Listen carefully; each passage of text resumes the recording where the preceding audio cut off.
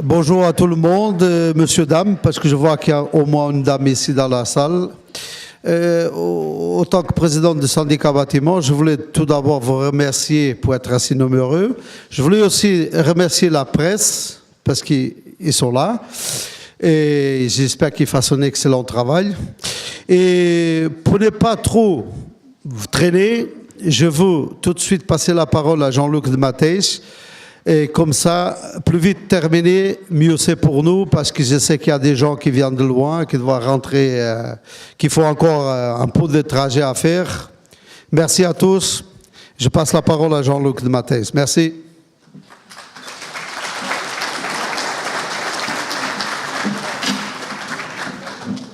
Bon, chers collègues, aussi au nom du syndicat bâtiment, je vous remercie et je vous félicite de votre présence ici ce soir. C'est un grand plaisir aussi pour moi de voir que vous êtes venus si nombreux de 4 sociétés. Et c'est bien de l'éclaircir parce qu'il y a la mobilisation a été faite par vos délégations ces derniers jours et ces dernières semaines. Et je voudrais remercier donc les délégations et les salariés de CDCL, Ferrac, Tralux et Soludec d'être venus ici ce soir parce que cette réunion ou ce rassemblement de mobilisation, c'est pour nous quelque chose de très important. Donc, vous savez qu'on est en train de négocier la convention collective et quand on vous appelle, ça veut dire qu'il y a un problème. Et comme chaque fois, à chaque négociation de la convention collective, on est à nouveau confronté à un patronat qui ne veut rien comprendre. Donc, on est ici, je pense, ce soir réunis pour démontrer notre volonté. Notre volonté de voir notre convention collective s'améliorer pour tous les salariés du secteur, premièrement. Et c'est important de le savoir. Nous sommes ici pour démontrer notre volonté et notre détermination par rapport au patronat, parce que ça fait des semaines, des mois et des années qu'on est en train de négocier avec eux. Et je pense qu'ici, on est en train de démontrer le début de la mobilisation et de notre détermination pour nous battre pour notre convention collective. Et ceci est très important, ceci est le départ de cette mobilisation. Donc, chers collègues, pour faire un petit compte-rendu de ce qui s'est passé depuis 2016, on a débuté les négociations. Nous avons débuté les négociations, parce que le patronat, pas encore. Et j'y reviendrai plus tard. En mars 2016, nous avons envoyé, nous, en tant qu'OGBL, avec l'autre syndicat, au patronat notre demande d'entrer aux négociations. Il faut savoir que la convention collective prévoit de débuter les négociations 5 mois à l'avance. Nous, en tant que partenaires sérieux, nous avons fait cela. On a respecté la convention collective parce qu'on a tout intérêt, nous, à négocier la convention collective aussi vite que possible et aussi rapidement que possible. Mais je pense que je vous ne surprendrai pas de dire que le patronat a pris son temps. Le patronat a pris 10 mois pour nous répondre. Ce n'est qu'en février 2017 qu'a eu lieu la première réunion. Donc, 10 mois de perdus pour les salariés du bâtiment. Pour nous, en tant qu'OGBL, une chose était claire. Chaque jour qui est perdu pour la négociation, chaque jour où le patronat se cache derrière quelque chose, des excuses et autres, chaque jour sera pris en compte. Parce que nous ne pouvons accepter que le patronat joue le jeu du temps, donc qu'il perd du temps pour ne pas payer les salariés. Parce que on connaît leur tactique. Chaque fois qu'on négocie, ils refusent de payer des rétroactivités. Et nous, on n'est plus d'accord avec cela. Donc, on a dit depuis le début, clairement, que chaque jour qui est perdu devra être payé pour les salariés. Mais cette tactique patronale, chers collègues, c'est la preuve du peu de respect que les employeurs ont envers nous. Le peu de respect que les salariés... c'est la preuve du peu de respect envers les salariés qui, quand même, et c'est peut-être bien de leur rappeler, jour après jour, créent la richesse de la société. C'est eux, c'est vous, qui jour après jour, travaillant dans le secteur et qui faisant en sorte que les sociétés, premièrement, gagnent de l'argent et pas peu d'argent. Et je pense que vous le savez tous. Ce genre de mépris, chers collègues, est lamentable. Je ne trouve pas d'autre mot à cela, car si on veut négocier sérieusement, il faut le faire. Le patronat avait toutes les possibilités de le faire, mais ils ne l'ont pas fait jusque maintenant. En tant qu'OGBL, on a envoyé nos revendications au patronat. Et depuis le début, le patronat a refusé en bloc ces revendications. Et maintenant, je ne vais pas faire un compte-rendu de toutes nos revendications, mais je pense qu'on va se baser sur les 3 revendications centrales de notre cahier de revendications et de nos revendications par rapport à cette convention collective qui est primordiale pour nous. Donc, premièrement, on a fait la demande, on a revendiqué, on revendique toujours l'augmentation de nos salaires réels. Pas les salaires tarifaires, les salaires réels de 4,5%. Nous demandons clairement l'intégration de tous les salariés de la convention collective de travail. Je vois ici des salariés qui sont dans les bureaux, les salariés administratifs qui, au jour d'aujourd'hui, ne tombent pas dans notre convention collective, qui n'ont pas de droit à être dans cette convention collective, qui quand même est meilleure que le droit du travail. Ils n'ont pas les 27 jours de congé. Ils n'ont pas ces suppléments prévus par la convention collective. Ils n'ont pas les augmentations salariales qui sont négociées. Et ceci, chers collègues, c'est clairement un no-go pour nous, et c'est pour ça qu'on revendique l'intégration de tous les salariés dans la convention collective. Et en plus, chers collègues, une chose qui nous tient à cœur, et c'est pour ça qu'on l'a revendiqué, c'est la formation professionnelle. On sait tous que le patronat, depuis une douzaine d'années, en profite afin vraiment de bloquer les salariés dans leur carrière et donc de ne pas passer au niveau 3, qui veut dire le salaire le plus élevé. Donc au jour d'aujourd'hui, on se retrouve avec des salariés qui travaillent des années dans la même société, qui deviennent de plus en plus productifs, meilleurs et ont de plus en plus de formation, et de l'autre côté, ils n'ont pas d'augmentation de salaire. Ils n'ont pas la possibilité de faire cette formation au niveau de l'IFSB, et ceci est intolérable, chers collègues. Depuis le début, le patronat a bloqué, mais on n'a pas dormi. Donc depuis le début, parce qu'on les connaît, on a commencé à faire cette mobilisation. On est allé sur le terrain, avec nos délégués, avec les délégués d'autres sociétés, on est allé sur le terrain à parler aux gens. On a fait une conférence de presse, on a fait le Mapbati News, donc il y avait du mouvement dans le secteur. Grâce à cela, et je pense que finalement le patronat avait un peu compris qu'on faisait la sérieuxité qu'on avait, ils ont déjà dit, bah, écoutez, on est prêt à discuter sur les salariés administratifs. Mais au jour d'aujourd'hui, chers collègues, et après 19 mois de négociations, on attend toujours une réponse écrite.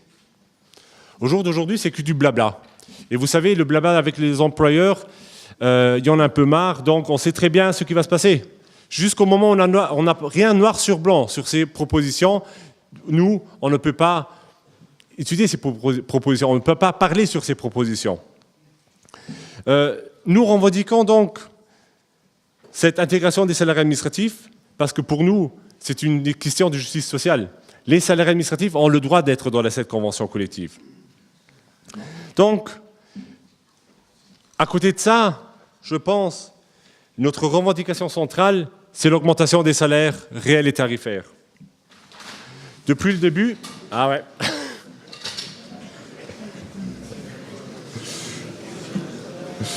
On appelle l'équipe technique.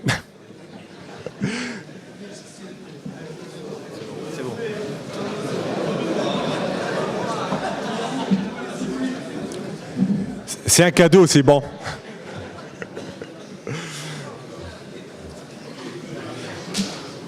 Bon, chers collègues, je pense au sujet de la convention collective et l'augmentation salariale, depuis le début des négociations, on a fait comprendre au patronat une chose.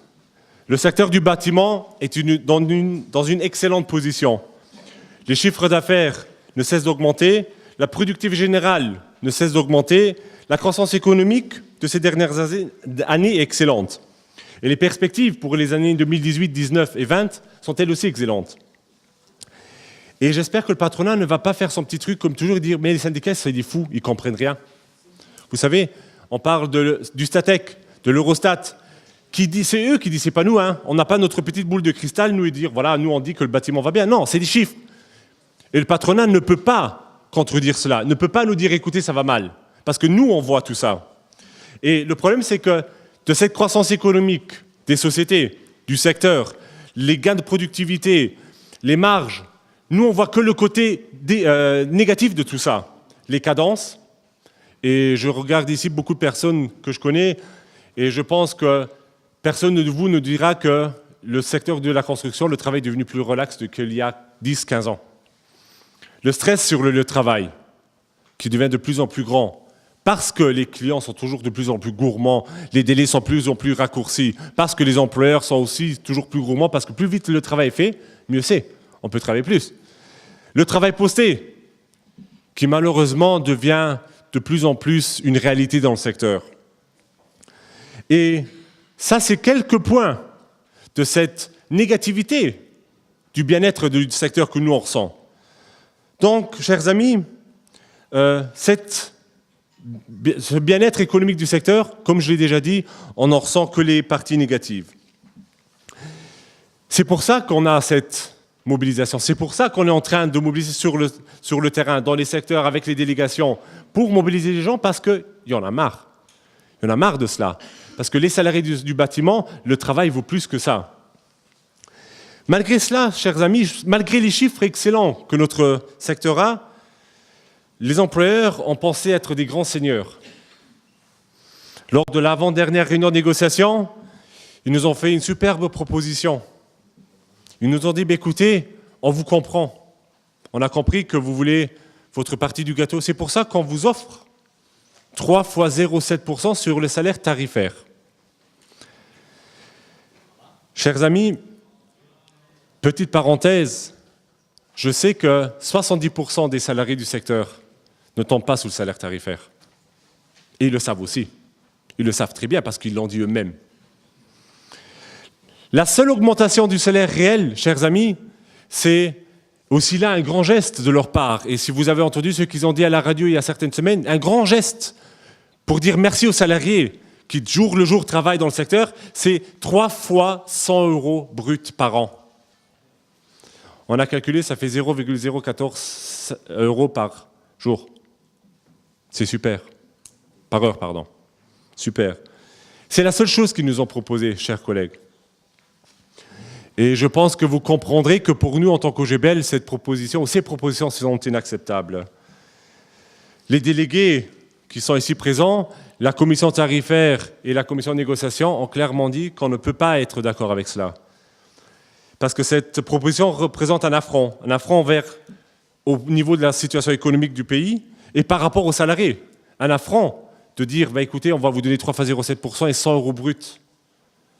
Donc, cette proposition, on leur a dit, et je vous le répète aussi, on ne l'a pas acceptée, on ne l'accepte pas et on ne l'acceptera pas. Parce que pour nous, en tant que syndicat OGBL, nous revendiquons que chaque salarié du secteur voit ses salaires augmenter, pas seulement ceux qui touchent le salaire tarifaire. Nous revendiquons que chaque salarié ait droit à la partie du gâteau, à la richesse créée par les sociétés, par le travail des salariés. Et c'est pour ça qu'on est en train de mobiliser, et on a fait cette réunion de mobilisation aussi aujourd'hui. Pour nous, en tant qu'OGBL, il était intolérable que 70% des salariés ne toucheront pas cette augmentation salariale. Car notre travail le mérite. Notre travail journalier, quotidien, mérite ces augmentations, telles que revendiquées par nous, du salaire réel. Les 4,5%, ce n'est pas du blabla, on revendique ces 4,5% parce que notre travail le mérite. Chers collègues, l'OGBL a clairement dit au patronat qu'aucun accord ne pourra être trouvé sans augmentation sérieuse des salaires réels et tarifaires, et nous le maintenons. Ce n'est pas parce qu'on négocie qu'il faut revoir à la baisse nos revendications. Et je pense que si c'est le premier pas, faire quelque chose de plus grand, et je pense que le patronat, et je le vois ici, qu'on est prêt. On est prêt d'aller jusqu'au bout pour cela. On est prêt de nous battre afin de voir nos revendications exaucées, parce que chaque salarié du bâtiment l'a compris. Chaque salarié du bâtiment l'a compris, car c'est vous qui travaillez dans le secteur. C'est vous qui, jour le jour, créez la richesse. C'est vous qui devez faire des heures supplémentaires. C'est vous qui devez travailler en poste. Donc, c'est pour ça qu'on revendique ces augmentations salariales sérieuses, importantes, oui. On l'admet, c'est une revendication importante, mais on le mérite. Notre travail le mérite. Et c'est pas comme la Caritas. Ce n'est pas de la philanthropie, on le mérite. Donc, chers amis, une chose aussi que nous revendiquons, et je l'ai déjà dit, c'est la rétroactivité. Nous la demandons, il n'y aura pas d'accord sur la rétroactivité, parce qu'on n'est pas dupe. On ne peut pas accepter à chaque fois que le patronat joue le jeu du temps, on perd du temps, et 1 an, 2 ans, 3 ans, parce que le salaire-là, vous le perdrez. Les augmentations ne compteront pas pour ces années-là. Et c'est pour ça que nous n'acceptons pas cette stratégie, et nous leur avons communiqué depuis le début.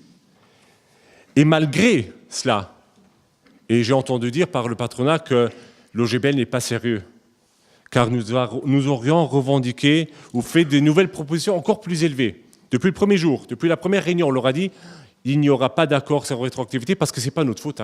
Ce n'est pas notre faute que vous preniez 10 mois, 11 mois, 12 mois pour négocier avec nous. Les gens travaillent chaque jour. Les sociétés gagnent de l'argent chaque jour. Donc cet argent-là qui est gagné devra aussi retomber vers les salariés. C'est pour ça un point très important pour nous, ce sera cette rétroactivité. Ensuite, ce qui nous choque aussi, c'est toute la question de la formation professionnelle. Comme je l'ai dit au début, c'est une revendication importante pour nous. Il est intolérable que ces gens soient bloqués, que vous soyez bloqués au niveau de votre carrière. Mais en plus, qui plus est, je ne comprends pas cette logique. Cette logique qui dit, écoutez, si moi j'entends le patronat à la radio, à la télé, partout, et on a des problèmes, on ne trouve pas de salariés qualifiés. Il n'y en a plus. Il n'y a personne qui s'intéresse pour venir travailler dans le bâtiment. Je dis, OK. Il faut se poser peut-être la question, pourquoi est-ce qu'on ne trouve plus assez de salariés dans le bâtiment? Pourquoi est-ce que les jeunes ne s'intéressent plus au métier du bâtiment? On sait très bien que c'est un métier très dur. Mais c'est au patronat de rendre le métier attractif. C'est au patronat de rendre aussi au niveau de la formation le métier attractif. Si moi, en tant que jeune, je sais très bien que moi, ma formation professionnelle sera bloquée à un certain niveau, mon salaire sera bloqué à un certain niveau, mais moi, je vais chercher un emploi ailleurs.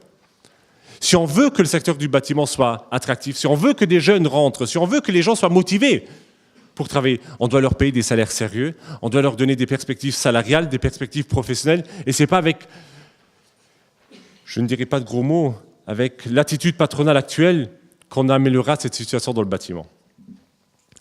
Donc, chers collègues, en dehors de refuser toute augmentation des salaires réels et de bloquer les évolutions par rapport aux carrières et de bloquer toutes nos revendications, le patronat avait demandé de supprimer aussi la répartition de la prime de fin d'année. Parce que ce n'est pas assez de refuser toutes nos revendications, non, ils voulaient détériorer les conditions de travail de la prime, de la convention collective, les conditions de rémunération des gens. Qu'est-ce qui se passe? Vous savez très bien qu'à la fin de l'année, lors de la prime de fin d'année, ce qui n'est pas versé à des gens parce qu'ils avaient la malchance d'être malades est reparti entre les salariés qui ont droit à la prime. Qu'est-ce qui se passe selon le patronat? Le patronat trouve ça injuste. C'est injuste d'enlever de l'argent à des gens qui sont malades, oui. Mais le patronat dit, mais écoutez, c'est injuste de donner l'argent des malades aux autres salariés. Donc ils nous ont proposé de le garder eux-mêmes. Vous savez, chers amis, et c'était ma première réaction aussi, un petit sourire, un ricanement. Mais c'était du sérieux. Le patronat revendique à ce que l'argent, donc cette masse salariale de 5% qu'on a la garantie qui est distribuée envers tous les salariés, ils veulent la garder pour eux. Donc chaque fois que quelqu'un est malade, hop, bingo pour l'employeur. C'est super. Donc je pense que je n'ai pas besoin de vous raconter que cette revendication stupide et intolérable ne sera pas acceptée par nous. On l'a dit depuis le début. Et j'espère que le patronat le comprend ou le comprenne dans les meilleurs délais. Ensuite, chers amis, je ne parlais pas de la chasse aux sorcières que le patronat veut mettre dans la convention collective sur l'alcool. Parce que si j'entends le patronat, on est tous des alcooliques. C'est dramatique ce que c'est. On a perdu 2 heures de négociation en train de parler que les salariés du bâtiment, ils boivent beaucoup d'alcool, il faut faire attention.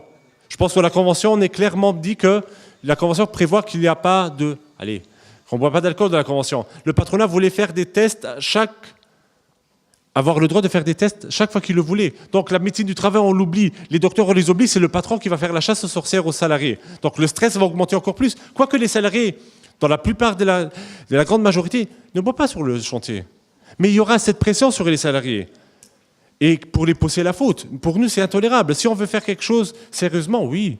La prévention, expliquer aux gens des choses, les risques sur le lieu de travail, ça, il n'y a pas de problème. Mais de perdre 2 heures de négociation parce que tous les salariés du bâtiment, ce seraient des alcoolos, non, chers amis, on n'accepte pas cela.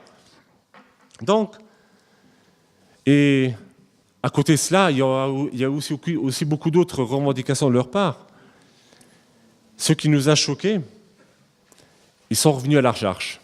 Je vous rappelle, en 2013, le patronat avait revendiqué l'augmentation du temps de travail, la flexibilité. Je vous rappelle que 97% des gens du secteur avaient refusé cette flexibilité. On était à 4 jours avant une grève. Ou grâce à la mobilisation des salariés, et c'est pour ça qu'on a refait cela, grâce à cette mobilisation, grâce aux délégués aux gens, on a réussi à se défendre contre cela. On a réussi à se battre contre une flexibilité, mais ça veut dire quoi la flexibilité patronale ? Vous savez très bien qu'ils avaient revendiqué 54 heures par semaine et 12 heures par jour. Ce qui était énorme, ce qui était intolérable pour nous. Ensuite, pour eux, la flexibilité, chers amis, c'est travailler plus pour gagner moins. Je l'ai expliqué avant à quelques salariés ici dans la salle, parce que chaque heure qu'on travaillera, elle sera mise dans un compte, et quand l'employeur, il y a les intempéries, on prend l'argent là, vous le paye. Donc il n'y aura plus d'heures supplémentaires, la majoration ne sera plus payée, et les gens perdront. On avait calculé la dernière fois, les gens perdaient entre 3 000 et 6 000 euros par an. C'est de l'argent. Hein? Je pense que c'est de l'argent, et je ne parle pas que des salaires, chers amis, parce que à côté de la perte de salaire importante, il y a un risque d'accident. Si on augmente le temps de travail des gens, si on les fait travailler 48 ou 50 ou 52 heures semaine, il y a un risque. Et je pense que le patronat devrait le savoir. Parce que si on entend qu'est-ce qu'ils vont raconter à gauche, à droite, la sécurité, c'est le point numéro 1. Sécurité, ils investissent, oui. Ils achètent des vestes, ils achètent des chaussures de sécurité. Mais les conditions de travail des gens, ben, là, il y a un problème. Le stress, comme je l'ai dit. Donc, et en plus, on met encore toute cette discussion sur le temps de travail. L'augmentation, la flexibilité. Premièrement, on perd de l'argent, le risque pour la santé des salariés. Ensuite, la vie de famille. Où est-ce qu'on sera si maintenant on travaille 48 ou 50 heures par semaine? Parce que même s'ils disent oui, c'est que les salariés qui le veulent. Mais on sait très bien que les salariés seront obligés. Et ils travailleront plus, et je le répète, parce que ce serait bien qu'on ait dans la tête, on gagnera moins. Parce que les heures là, elles vont disparaître. Elles seront à la disposition de l'employeur. Donc, chers amis, je pense que ce n'est pas un secret que cette flexibilité, et je voudrais peut-être ouvrir une petite parenthèse, parce que ça me choque toujours de plus en plus. Lors de la dernière réunion, on a dit, vous parlez de flexibilité, parce que le patronat ne voulait pas, et ça c'est une chose qui se prolonge pendant toute les négociations. On a dit, mais qu'est-ce que vous voulez en tant que flexibilité? Quelle est cette flexibilité que vous demandez? Mais ils ont dit, oui, un peu travailler plus, hein, on discute. On dit, mais qu'est-ce que vous voulez? Est-ce que c'est comme la dernière fois, 54 heures par semaine et 12 heures par jour? Oui. Finalement, après 4 réunions, ils ont eu le courage de dire oui. Mais ce courage n'a pas duré longtemps. Parce qu'après notre conférence de presse, où on a dit que c'était choquant de faire cela, mais ils ont dit non, ne vous en faites pas. On n'est qu'à 9 ou 10 heures. Mais ces 9 ou 10 heures, c'est sur 6 jours, 5 jours. Et on sait très bien comment ça va se passer. Donc, le problème, chers amis, c'est qu'on a premièrement un problème avec les revendications très extrémistes de la part du patronat, au niveau du temps de travail, leur position de perdre du temps, et aussi, à un certain moment, un problème de communication, d'honnêteté. Si on veut quelque chose, il faut le dire tout de suite. Si on veut quelque chose, il faut le mettre noir sur blanc. Si on veut quelque chose, il faut en discuter sérieusement. Et ce n'est pas qu'à chaque réunion, on change d'avis. Ce n'est pas à chaque réunion qu'on dit, écoutez, non, c'était pas comme ça, vous avez mal compris. Non, ça ne fonctionne pas comme ça. Parce que, chers amis, il est très difficile de négocier dans un climat serein avec eux comme ça. Donc, nous, lors de la dernière réunion, on a dit, écoutez, où on parle clairement sur notre convention collective, où on a un gros problème. Il faut être clair sur nos revendications, parce que nos revendications, elles sont noires sur blanc. Vous pouvez les retrouver partout. Leurs revendications, non. Donc, chers amis, et je ne vais pas maintenant m'éterniser pendant des heures et des heures, José l'a dit. Hein. Donc, il est clair que on ne vise pas le conflit, nous. On n'est pas obligé d'aller au conflit. Contrairement à ce que le patronat dit. Non, mais contrairement à ce que le patronat dit. Parce que le patronat nous met là comme ils veulent seulement avoir le conflit. Chers amis, nous, on est pour le dialogue. On est pour discuter avec eux. Mais le dialogue, ça se fait à deux. Ça se fait à deux. C'est pour ça qu'on est là. C'est pour ça qu'on est en train de mobiliser. C'est pour ça qu'on est en train de parler les gens. Et c'est pour ça que vous êtes là. Pour ne pas faire tourner en bourrique les gens. Parce que nous, on sait très bien comment ça fonctionne. On est en pleine mobilisation. Et ceci n'est que le début. Et je ne parle pas dans 3 mois, on parle ici dans des semaines, quelques semaines. La mobilisation a commencé aujourd'hui. C'est aujourd'hui que ça commence. C'est pour ça que maintenant, le patronat va le comprendre. Parce que, je le répète, on est pour le dialogue, on est pour trouver une solution sur la table des négociations. Mais on n'est pas obligé. Si le patronat continue d'avoir cette position, on ira dans la rue. Et c'est pour ça que vous êtes ici, pour la mobilisation. Parce que je rappelle, ce n'est pas une manifestation, c'est une réunion de mobilisation aujourd'hui. Pour vous expliquer où on en est. Pour démontrer au patronat quelles sont nos revendications, quelle est notre détermination dans ce domaine. C'est pour ça qu'on est là. Et si je vois les gens, quand je leur parle, quand je les vois ici, quand vos délégués vous parlent, ils sont motivés, chers amis. Et j'en doute pas un instant. Parce que c'est comme ça qu'on réussira à faire passer nos revendications. C'est comme ça, par la mobilisation de vous tous, des délégués, des salariés et des autres sociétés. N'oublions pas, je répète, on n'est que 4 sociétés ici. Hein. On n'est qu'une partie infime du secteur. Il y en a des centaines de sociétés qui attendent leur tour. C'est pour ça, chers amis, que, je répète, c'est par vous, par votre motivation, détermination et mobilisation qu'on arrivera à faire ça. Et nous, on ne se laissera pas faire. On n'attend pas à ce que le patronat nous fasse un cadeau. On veut ce que nous méritons, chers amis. Chaque cent d'augmentation sera mérité. Chaque euro sera mérité parce que notre travail le mérite. Et c'est fini. C'est ça. Le patronat doit le comprendre et on leur faire comprendre s'ils ne le comprennent pas. Donc, chers amis, et maintenant je voudrais vous laisser rentrer chez vous parce que je pense que j'étais déjà plus long que prévu. Je vous remercie d'être venu ici. Je vous remercie et je vous félicite de votre mobilisation. Et ne soyez pas... Soyez prêts à la prochaine mobilisation parce que ça va continuer. Il y aura les prochaines sociétés qui seront là et si le patronat ne comprend pas, ben on sera dans la rue. Merci.